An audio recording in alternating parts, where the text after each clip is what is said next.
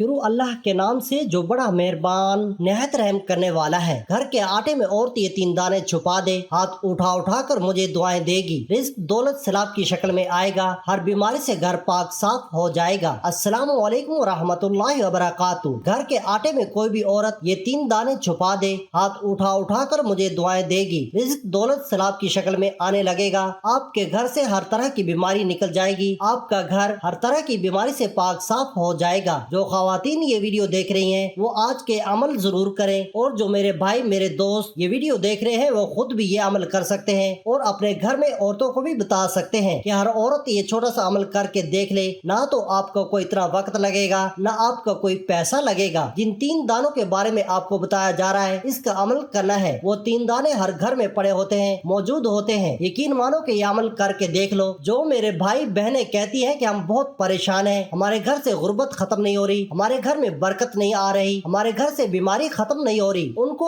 आज ये अमल हर हाल में कर लेना चाहिए। अल्लाह ताला की जात पर पूरा यकीन रखना है कि देना उसी ने है। बस ये बात अपने जहन में रखनी है। ऐसा नहीं करना कि ये अमल करने के बाद आपका ध्यान उसी की तरफ बटा रहे। इस बात को जहन से निकाल देना है। 3 दाने घर में आटा पड़ा होता है, इसमें रख कर ये अमल आपने करना है और अल्लाह की जात पर यकीन रखना है कि वही मेरे बिगड़े हुए कामों को दुरुस्त कर देगा, वही मेरे रिज़्क़ को दौलत में इजाफा अता फरमा देगा, वही मेरी परेशानी को दूर फरमा देगा। नाजरीन, आटा एक ऐसी अल्लाह पाक की नेमत है कि जिसके बगैर जिंदगी का गुजारना बड़ा मुश्किल है। आप दुनिया की जैसी मर्जी अल्लाह पाक की दी नेमतें खाते रहें, फ्रूट खाते रहें, सब्जियां खाते रहें, जो मर्जी खाते रहें, लेकिन जब तक आटे की बनी हुई रोटी नहीं खाएंगे आपकी भूख नहीं मिटेगी। दुनिया की जौन सी मर्जी डिश को आप ट्राई करके देख लें, जब तक आटे की रोटी नहीं मिलेगी आपकी भूख नहीं मिटेगी। ये आटा चाहे गरीब हो अमीर हो, हर घर में इस्तेमाल होता है और हर घर में उसको खाया जाता है। आज आपने ये अमल करके जरूर देखना है। यकीन माने कि जो ख्वातीन हैं ये अमल करेंगी वो हाथ उठा उठा कर मुझे दुआएं देगी कि मैंने इतना खास, इतना प्यारा और इतना मुजरिब अमल उनको बता दिया है। मोहतरम नाजरीन,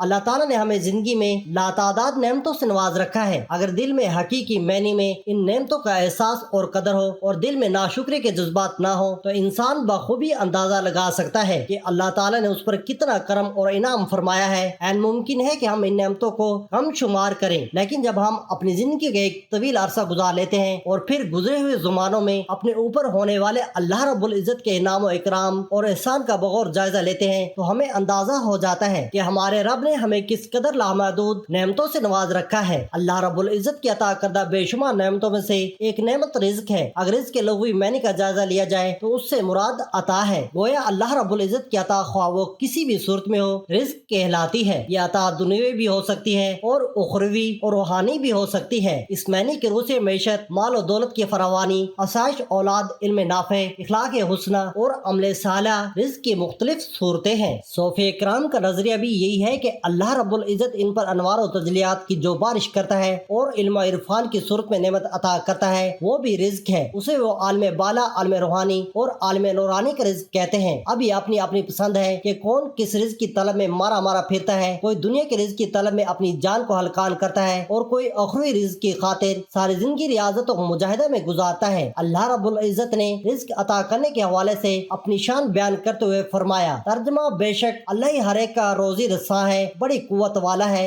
जबरदस्त मजबूत है, उसे किसी की मदद तावन की हाजत नहीं। गोया हर तरह की नेमत और रिज़्क़ चाहे वो ज़ाहिरी हो या बातनी, दुनियावी हो या रूहानी, उसे अता करने और लोगों के दरमियान तकसीम करने वाली जात अल्लाह रब्बुल इज्जत ही की है। हम रोजमर्रा की जिंदगी में दुनियावी रिज़्क़ और असबाब में तंगदस्ती और फराखी के मुख्तलिफ मुज़ाहिर देखते रहते हैं कि किसी पर तंगदस्ती के हालात का गलबा है और किसी को खुशहाली और फराखी नसीब है। इसी तरह किसी की तंगदस्ती को फराखी में और किसी की हालत फराखी को तंगदस्ती में ढलते हुए भी हम देखते हैं। इंसान इन मराहिल में परेशान हो जाता है। नतीजतन उसके दिल में नाशुक्री के जज्बात जन्म लेने लगते हैं, उसके दिल में बेसब्री की कैफियत उजागर होने लगती हैं और वो बेचैन हो जाता है। रिज़्क़ के हवाले से नाशुक्री, परेशानी और बेसब्री उसके अंदर दूसरों से हसद और दुश्मनी के जज्बात पैदा करती है। वो कभी किसी को बद्दुआ देता है और कभी किसी को खुशी से हसद करता है। ये सब कुछ उस नाखुशी, बेसब्री और नाशुक्री के जज्बात के नतीजे में पैदा होता है। जबकि अल्लाह रब्बुल इज्जत इरशाद फरमाता है कि ये सब कुछ तकसीम करने वाला तो मैं हूँ, यानी तकसीम मैंने की है और तुम दुश्मनी दूसरे इंसान से करते हो। इस तकसीम का म्यार तो मैंने मुकर्रर किया है, तो फिर किसी दूसरे से हसद क्यों करते हो? दूसरे के लिए अपना दिल तंग करने के बजाय अपने दिल को कुशादा रखो। दूसरों को भी मैंने अता किया है तो तुम्हें भी अता عطا کروں گا، مگر اپنے اندر وہ عادات اور اخلاق پیدا کرو جن عادات کے سلے میں دوسروں کو میں نے عطا کیا ہے۔ یہ وہ اہم نقطہ ہے جس پر ہم توجہ نہیں دیتے۔ کسی کی ترقی یا کسی پر انعام و اکرام کی بارش ظاہراً تو دیکھتے ہیں، مگر اس انعام کے پیچھے اس کو کون سی عادات، اخلاق اور دلی کیفیت کار فرما ہے، اس کی کون سی ادائیں اللہ رب العزت کو پسند آئی ہیں کہ جس کے نتیجے میں اللہ تعالیٰ نے اسے انعام و اکرام سے نوازا ہے، ہم اس کے پیچھے کار فرما ان امور کو نہیں دیکھتے۔ ہمارا رویہ تو یہ ہے کہ نہ صرف تنگ دستی کے سبب پریشان ہو جاتے ہیں بلکہ اوروں پر ہونے والی عطاؤں پر بھی مغموم ہو جاتے ہیں۔ اللہ رب العزت کی بارگاہ سے رزق اور دنیاوی اخروی نعمتوں کے حصول کچھ اصول و ضوابط ہیں، اگر انہیں اسلام کی تعلیمات کی روشنی میں دنیاوی محنت کے ساتھ اپنا لیا جائے تو اللہ رب العزت اس دنیا میں ہمیں آسانی مرحمت فرمائے گا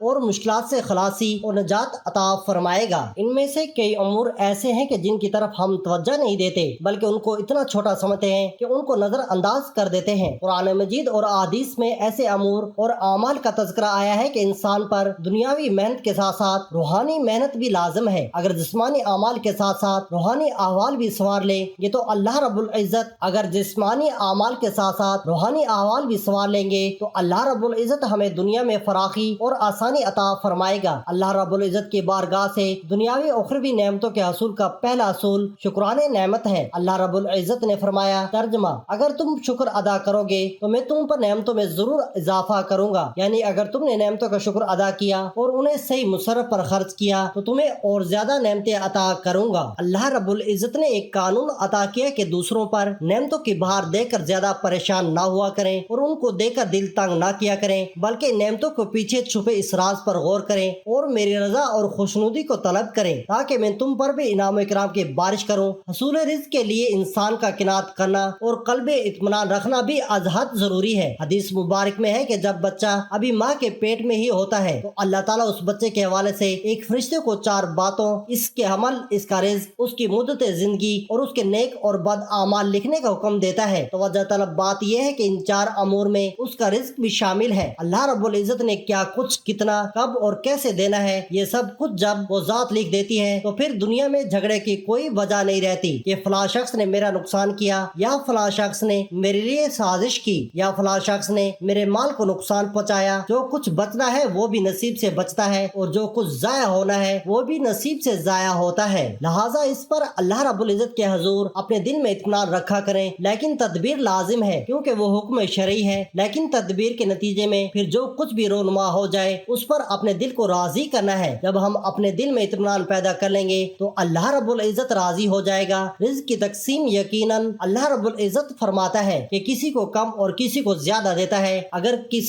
کسی کو اللہ رب العزت زیادہ دے دے اور اس کے دل میں خیال آئے کہ شاید مجھ پر اللہ کا کرم زیادہ ہے تو اس حوالے سے یہ ذہن میں رہے کہ اللہ رب العزت کبھی کسی کو دے کر آزماتا ہے اور کبھی کسی کو نہ دے کر آزماتا ہے۔ انسان خیال کرتا ہے کہ مجھے کم کیوں دیا ہے، کم اس لیے دیا ہے کہ عین ممکن تھا کہ ہم مال و دولت کی فراوانی میں یوں گم ہو جاتے کہ کسی مرلے پر اپنے ایمان سے بھی ہاتھ دھو بیٹھتے۔ ہم اس مال و دولت کی فراوانی کو سنبھال ہی نہ پاتے اور لوگوں کے ساتھ زیادتی و ظلم کا ارتکاب کر بیٹھتے اور نہ جانے کیا کیا کر بیٹھتے اور بالآخر اللہ رب العزت کے عذاب کا شکار ہو جاتے۔ ہم نہیں جانتے کہ اللہ رب العزت کا امر کیا تھا، بس اس نے اس بڑی تکلیف اور آزمائش سے بچانے کے لیے چھوٹی تکلیف دے کر اپنے بندوں کو محفوظ فرما لیا۔ اللہ رب العزت نے ارشاد فرمایا، کیا وہ لوگ یہ گمان کرتے ہیں کہ ہم جو دنیا میں مال و اولاد کے ذریعے ان کو مدد کر رہے ہیں، یعنی وہ اس بات کو نہیں سمجھتے کہ اللہ پاک نے یہ معاملہ کیوں فرمایا ہے؟ حالانکہ یہ معیشت کی تقسیم، کم یا زیادہ رزق میں تنگی یا خوشحالی، یہ تمام امر الہی سے ہے اور ہم یہ نہیں جانتے کہ اللہ نے ایسا کیوں کیا ہے، لیکن ہمیں اس بات کی تلقین کی گئی ہے کہ اللہ رب العزت کی عطا پر راضی ہونا سیکھیں۔ جب بندہ اللہ تعالیٰ کی رضا پر راضی ہو جاتا ہے تو وہ ذات بندے کو ان تکالیف اور ان پریشانی سے نجات عطا فرماتی ہے۔ رزق میں اضافہ اور فراوانی کا تیسرا اصول اور ذریعہ دعا ہے۔ قرآن مجید کی آیات اور احادیث مبارکہ میں صراحتاً موجود ہے کہ انسان کو ملنے والی ساری عطائیں، خوشحالی، تنگدستی، آزمائش، فراوانی، سب کچھ اللہ رب العزت نے لکھا ہوا ہے۔ جب سب کچھ اسی کا عطا کردہ ہے تو پھر ہر پریشانی کا علاج دنیا میں جھگڑنے میں ہے۔ جب سب کچھ اسی کا عطا کردہ ہے تو پھر ہر پریشانی کا علاج دنیا میں جھگڑنے میں ہے اور نہ کسی کے دل کو تنگ کرنے میں ہے، نہ کسی کی غیبت کرنے میں ہے اور نہ کسی کے بارے میں بری بات کہنے میں ہے، بلکہ ہر مسئلے کا حل اس کے حضور سردریز ہو کر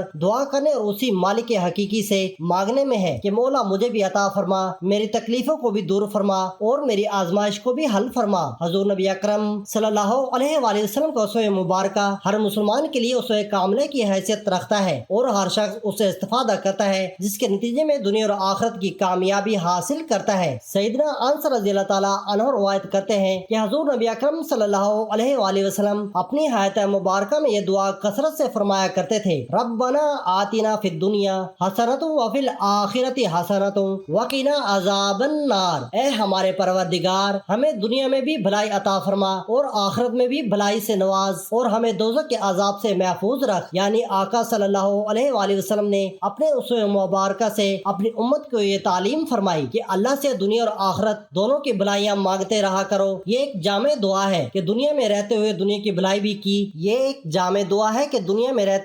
دنیا کی بھلائی بھی کی دعا مانگو اور یہاں سے آخرت میں جانا ہے تو آخرت کی بھلائی بھی مانگو، اور عین ممکن ہے کہ اعمال کے نتیجے میں عذاب کے حقدار ٹھہرے تو اس عذاب سے معافی بھی مانگتے رہا کرو۔ یہ دعا تینوں پہلوں کو مکمل کرتی ہے۔ یہی وجہ ہے کہ آقا علیہ السلام یہ دعا کثرت سے مانگا کرتے تھے۔ اس سے ہمیں یہ سبق ملتا ہے کہ کس طریقے سے اللہ کے حضور ہمیں اپنی پریشانیوں کے ازالے کی دعا مانگنی چاہیے۔ زندگی میں کبھی اللہ رب العزت سے مانگنا نہ بھولیں، ہمیشہ اللہ رب العزت کی بارگاہ میں دست دعا دراز رکھیں، دل کی خالصیت کے ساتھ اس سے مانگتے رہیں، پھر اس کے عطا کرنے میں چاہے جتنی بھی دیر کیوں نہ ہو جائے اس کی رحمت سے کبھی مایوس نہ ہو۔ جو مانگنا ہے مانگتے رہیں، ہر طرح کا رزق مانگتے رہیں اور مانگنے میں کبھی کسی قسم کی کمی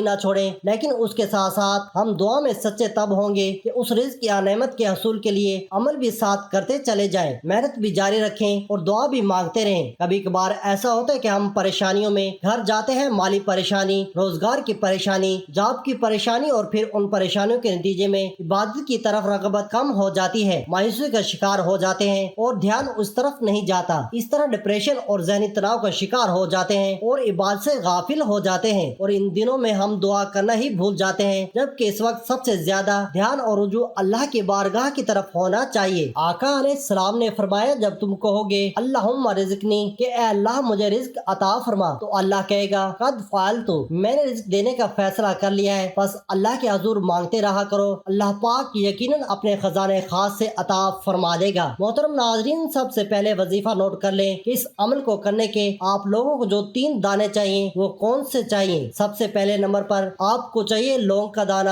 لونگ ہر گھر میں موجود ہوتا ہے، آپ اپنے گھر میں کچن میں دیکھ لیں، جہاں پر آپ کا گرم مسالہ پڑا ہوا ہوگا اس میں سے آپ کو ایک لونگ بڑی آسانی کے ساتھ مل جائے گا۔ لونگ جس کے حوالے سے پہلے بھی میں ایک ویڈیو بنا چکا ہوں۔ لونگ گرم مسالوں کا بادشاہ سمجھ لیں، گرم مسالے کی رونق ہی لونگ کے ذریعے ہوتی ہے۔ لونگ کو ہم اپنے گھر میں بیماریوں کے لیے بھی استعمال کرتے ہیں، دانتوں کا درد ہو گیا اس کے لیے ہم لونگ استعمال کرتے ہیں، لیکن آج آپ نے اس عمل کے لیے اس کا استعمال کرنا ہے۔ اس کے بعد دوسرے نمبر پر آپ کو چاہیے کالی مرچ کا دانہ۔ کالی مرچ کا دانہ جو کہ وہ بھی ہر گھر میں موجود ہوتا ہے۔ کالی مرچ کے بڑے ہی فائدے ہیں، یہ آپ کے ہاضمے کو بڑا بہتر رکھتا ہے، یہ دیسی ادویات میں بھی بڑی استعمال ہوتی ہے۔ لونگ اور کالی مرچ یہ دیسی ادویات میں بہت زیادہ استعمال ہوتی ہیں، خاص کر ہاضمے کی درستگی کے لیے، ہاضمے کو بہتر بنانے کے لیے کالی مرچ کا بڑا استعمال کیا جاتا ہے۔ اس کے بعد جو تیسرے نمبر پر آپ کو چیز چاہیے وہ ہے الائچی۔ الائچی ٹھنڈی ہوتی ہے، اس کی تاثیر ٹھنڈی ہوتی ہے، یہ بھی دیسی ادویات میں استعمال ہوتی ہے، کھانوں میں استعمال ہوتی ہے، اس کا پاؤڈر بہت ہی بہترین ہوتا ہے۔ الائچی بھی ہر گھر میں پڑی ہوتی ہے۔ یہ جو 3 دانے میں نے آپ کو بتائے ہیں یہ ہر گھر میں موجود ہوتے ہیں، آپ لوگوں نے یہ 3 دانے لینے ہیں اور اپنے پاس رکھ لینے ہیں۔ کوشش کریں کہ یہ دانے سڑے ہوئے نہ ہوں، موٹے تازے دانے ہوں۔ ان تینوں دانوں کو لے کر ایک پلیٹ میں رکھ لیں اور اپنے سامنے رکھ کر بیٹھ جائیں۔ اب عمل کیا کرنا ہے وہ بڑی غور سے نوٹ فرما لیں۔